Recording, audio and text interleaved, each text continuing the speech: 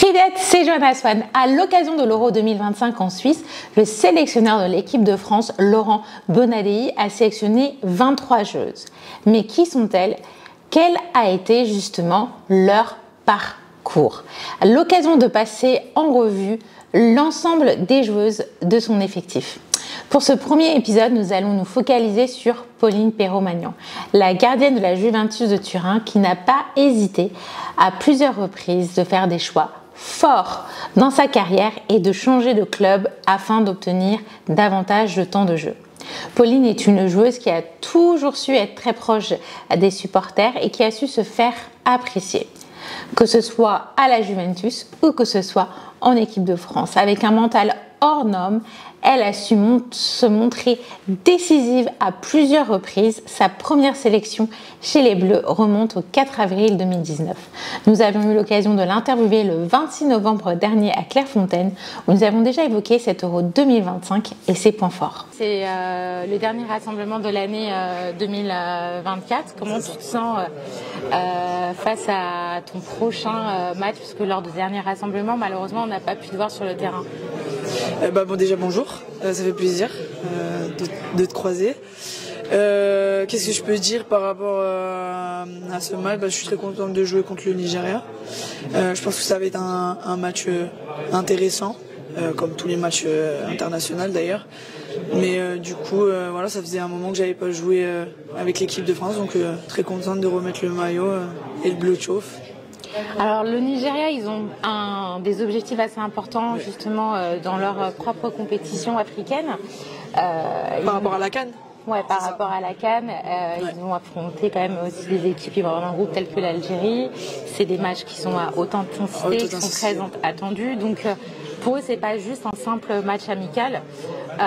Pour nous non plus d'ailleurs, hein. Pour on va se mentir. L'équipe de France non plus. Mais comment vous vous préparez en fait, sachant que l'année prochaine il y a l'Euro en Suisse et il y a aussi cette National League qui arrive et qui vous êtes un peu passé sous le nez l'année dernière. Un peu passé sous le nez? Par la saison dernière quand vous êtes en finale. Je parle de la finale contre l'Espagne. Contre l'Espagne. Oh là là, t'as plein de questions dans une même question, c'est incroyable. Alors du coup, on va reprendre par le début. Je pense que le Nigeria, comme t'as dit, voilà, a des objectifs importants pour cette année par rapport à la CAN.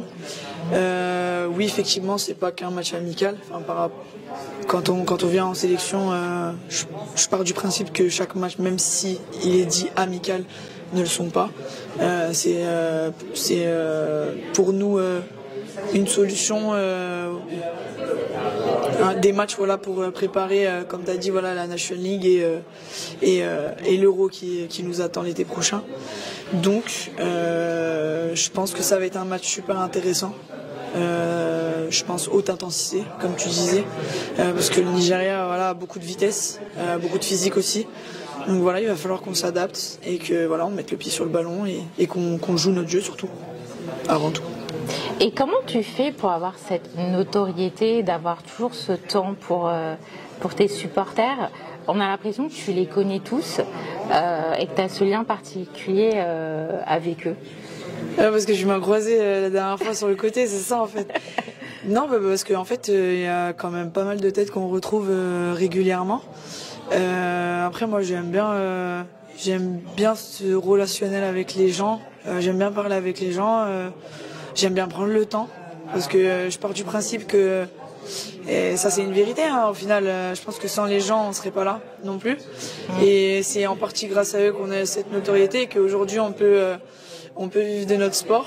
Et du coup, c'est un certain remerciement par rapport à ça. Et je prends du plaisir à parler aux gens aussi. Je pourrais parler peut-être à une porte, on m'a dit la dernière fois. Un mur aussi. Donc voilà. Donc ça me fait plaisir de les croiser. Et on voit que toute l'année, c'est assez intense pour toi, ton championnat italien, la Ligue des Champions, parce que la Juventus est de retour dans la Ligue des Champions, plus vraiment ton parcours aussi en équipe de France. Comment tu arrives à gérer cet équilibre de vie privée, vie professionnelle? En fait, on va dire que ma vie, elle va à 100 à l'heure. et j'adore ça. Moi, j'avoue que j'ai un peu fatigué là, parce que du coup on a joué à Com, on est revenu, enfin bref, je suis rentrée super tard. Mais en vrai, quand on y pense, on se dit waouh, on a une vie qui va à 100 à l'heure, on n'a pas le temps de réfléchir. Tu te dis bon bah les vacances c'est temps, ok, c'est à telle date, ok, bon bah là il faut carburer jusqu'à là. Et non, je suis à fond, mais en fait je suis toujours à fond. Tous les matchs, enfin voilà, je suis à fond avec mon équipe, la Juve. Voilà, les trajets, on en profite pour dormir un petit peu, voilà, à gauche, à droite. Mais voilà, les saisons deviennent de plus en plus longues, on a de plus en plus de matchs. Donc voilà, la récupération fait partie du contrat.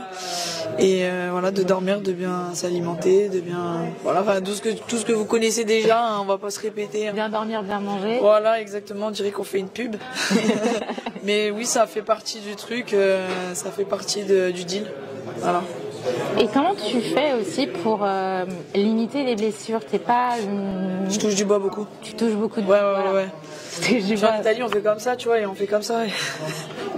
Et donc, du coup, ça passe. Voilà, pour l'instant, ouais, je touche du bois, ça passe, en espérant que ça continue. J'essaye de me reposer un maximum quand je suis en. Alors, on n'a pas eu beaucoup de day off ces derniers temps, mais voilà, dès que j'ai un moment, j'essaye de dormir le maximum, enfin dormir ou me reposer, pas trop partir à l'aventure. Voilà. Tu vas pas faire une randonnée Non, tais-toi, non. J'aurais pu, hein, franchement, mais non, franchement là, j'essaie de rester vachement focus sur ce que j'ai à faire et comme les entraînements, voilà, on a des bons entraînements à la Juve, donc on essaye de, voilà, moi je reste focus sur ça. Et justement, comment tu compares les infrastructures, on va dire italiennes, on va dans les comparaisons là, à celles que tu connais de la France, dans les clubs français? Je vais pas aller dans la comparaison, mais je vais parler de la Juve. Et en fait, je trouve que la Juve, tu vois, en plus j'en parlais tout à l'heure, je disais que la Juventus mettait énormément de moyens dans les infrastructures qu'on peut avoir, voilà, les terrains où on peut s'entraîner, même le terrain de match, voilà, qui nous ont pris les U23 et nous, qui est un super stade, voilà, qui nous ont mis à disposition. Donc je vais pas faire un comparatif, mais je suis très contente qu'en Italie, voilà, des équipes comme la Juventus puissent prendre en compte et en considération ces filles. En plus, il y a de nouvelles recrues. Il y a Ali qui est très très connue, qui vous a. Alicia, oui, bah ouais, que j'adore d'ailleurs. Je fais un bisou. Tu as pu voir aussi face à la Suisse. Ça fait comment de jouer contre, entre guillemets, tes adversaires contre tes potes? Ouais. Là, ça fait bizarre. Bah, après, on a l'habitude. Enfin, moi, personnellement, j'ai l'habitude parce que contre l'Angleterre, contre l'Espagne, je connais des filles. Tu vois, enfin, il y a pas mal d'équipes aujourd'hui. Je peux dire, ah bah oui, oui, bah, je la connais. Oui, bah oui. Du coup, j'ai déjà joué avec elle. Oui, du coup, bon, bah, tu l'apprendras de cette manière-là parce que je la connais. Allô, tu donnes des tips. Oui, bah, des fois, oui. Forcément, on a envie de gagner aussi. On a envie de gagner. Et on a envie de pas prendre de but. C'est ça le plus important. Quel est ton point fort, selon toi? Alors, tu sais quoi, je vais être honnête avec toi, j'en sais rien. C'est même pas que j'en sais rien, c'est que j'ai pas envie de le dire parce qu'à chaque fois que je dis que j'ai un point fort, à chaque fois ça devient mon truc où on pointe du doigt et elle disait que c'est son point fort. Donc en fait, je vous laisserai voir et comme ça au moins vous me direz à la fin de l'année. Voilà. D'accord. C'est gentil. Mais moi je pense que je connais ton point fort. Ouais, mais le dis pas haute voix. On le dira plus tard à la fin. À la fin. À la fin quand oui, parce qu'en fait, à chaque fois, peut-être, ouais, voilà, à la fin. On dira, oui, bon, Pauline, elle était cool. Peut-être, je pense que mon point fort, c'est ma positive, enfin, d'être positive. Ouais, moi, en fait, j'allais dire, c'est ton côté humain. Ouais, mon côté humain, je pense que c'est ça, en fait. Ça, on pourra jamais. J'espère que je vais pas devenir une conne. Désolée, hein. Oh là là. Non, parce comme je t'ai dit, à chaque fois, je pointe du doigt un truc et à chaque fois. Non, ça risque pas d'arriver. Je risque pas de changer là-dessus. Bah, t'inquiète pas, on sera là.